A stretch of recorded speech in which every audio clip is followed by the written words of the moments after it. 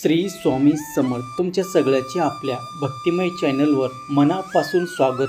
स्वामी भक्त हो, आज पुन्हा एकदा तुमच्यासाठी नवीन स्वामी संदेश घेऊन आलेलो आहे. प्रत्येक स्वामी संदेश आपल्याला काहीतरी शिकवत असतो. प्रत्येक संदेशामार्फत स्वामी महाराज आपल्याला एक प्रकारची नवी शिकवण देत असतात. हा संदेश शेवटपर्यंत आवर्जून ऐका.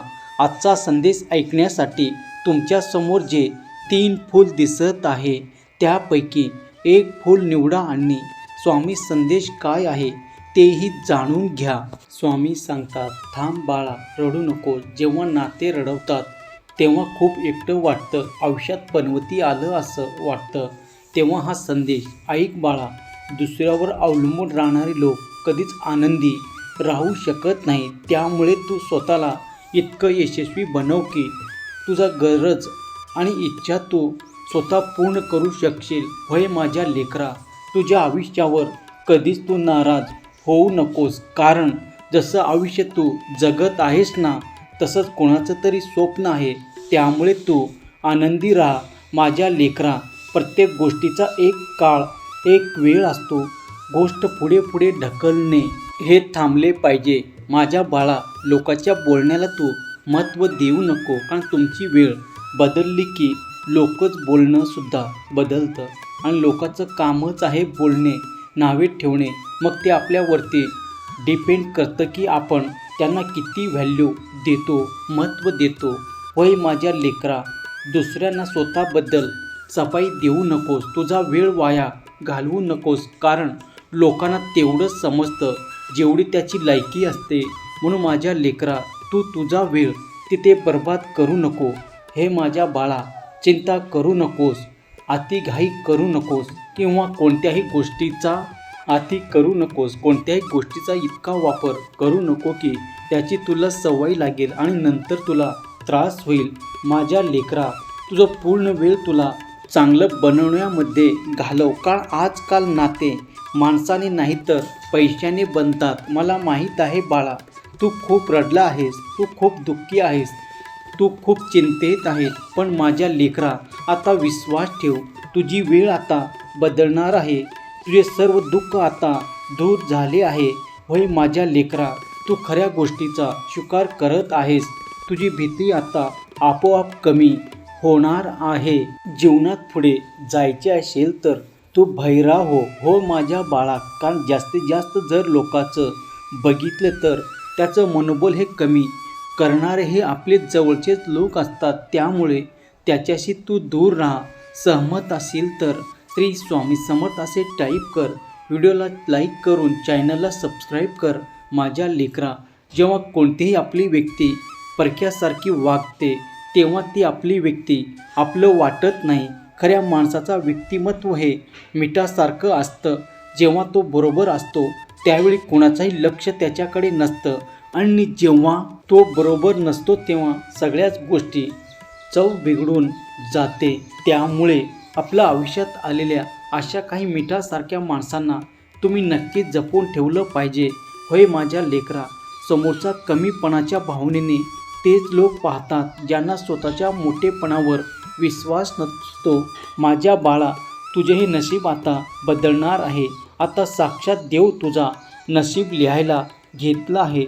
होय बाळा, काही लोक नशिबासारखे असतात जे प्रार्थना केल्यामुळे मिळतात आणि काही लोक प्रार्थना केल्यामुळे मिळतात आणि नशीब बदलून टाकतात. तसेच तुझा नशीब आता पूर्णपणे पलटून जाणार आहे. माझ्या लेकरा, बघ तू खरं आहेस, तू सत्य आहेस. हो, सत्य कधीच दावा करत नाही की तो सत्य आहे, पण खोटं नेहमीच दावा करतो की तो सत्य आहे. तुला जरी लोक, जग, आज हा समाज नावं ठेवत असेल तरी तू हार मानू नकोस, खचून जाऊ नकोस. लोकांचं नावच ठेवायला येतात, पोचायला नाही. आणि लोकांच्या शब्दावरती तू लक्ष देऊ नकोस. तू तुझे कर्म करत राहा बाळा. कारण लोक फक्त रडवण्यासाठी येत असतात. आणि बघ, तू स्वतःच्या मनाचं ऐक आणि तुझे कर्म कर.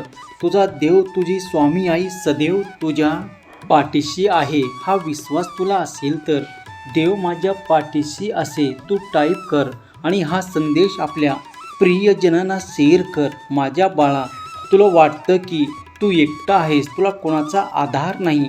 पण माझ्या लेकरा, ही गोष्ट तू कायम लक्षात घे. आधार नेहमी कमजोर लोक शोधतात. ज्याच्यात ताकद असते ते स्वतःचा आधार बनतात. मग तुला पाहिजे का आधार? अशी कुबडी पाहिजे का जे तुला कठपुतली बनवून नाचवेल? त्यापेक्षा स्वतःच्या हिमतीवर, स्वबळावर तू यश प्राप्त कर. होय माझ्या लेकरा, खोटं बोलतात लोक. सगळे एका मातीचे बनलेले आहेत. कारण या जगात अशीही लोक आहेत जे दगडाची बनलेली असते. त्यामुळे त्यांना काही वाटत नाही. समोरच्याचं कितीही त्यांनी सूड उगवलं तरी त्यांना काही फरक पडत नाही. ते फक्त दुसऱ्याच्या दुःखात आनंद मानणारे असतात. आणि अशी व्यक्ती आयुष्यात नको आहेत. बाळा, तू आत्ता शांत व्हायला शिक. सगळ्याची मदत करणं तू बंद कर.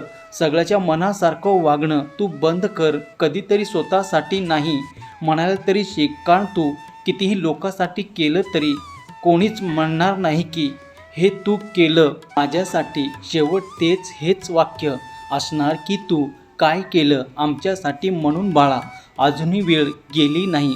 स्वतःला सुधरव. तू लोकांना, जगाला सुधरत बसण्याची चूक करू नकोस. ते म्हणतात ना, जर आपल्याला वाटेत खडे टोचत असतील तर पूर्ण जगाला कार्पेट घालण्यापेक्षा स्वतःच्या पायात चप्पल घातलेली कधीही चांगलं, बरोबर नाही का? म्हणूनच तू स्वतःबद्दल बाळा सगळ्याची काळजी घेणं तू सोड. सगळ्याचा विचार करत बसला सोड. कारण सगळं जग आता स्वार्थी झालेलं आहे.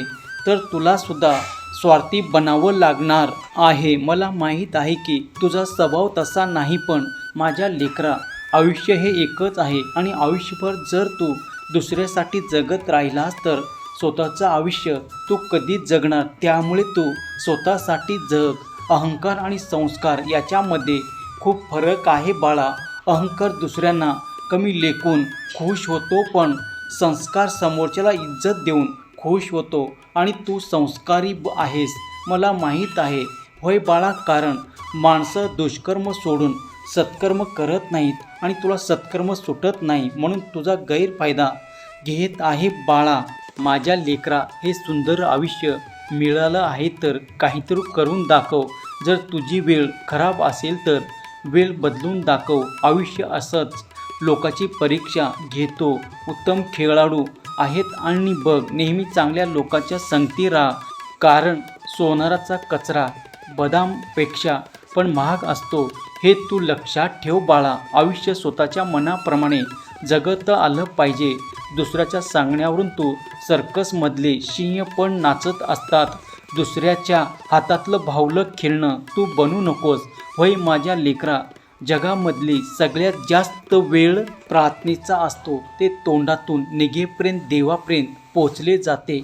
आपण म्हणतो लोक बदलले, पण लोक बदलत नाही. तर त्याच्या आयुष्यामध्ये दुसरे लोक आलेले आहेत. म्हणून तुमची गरज आता संपली आहे.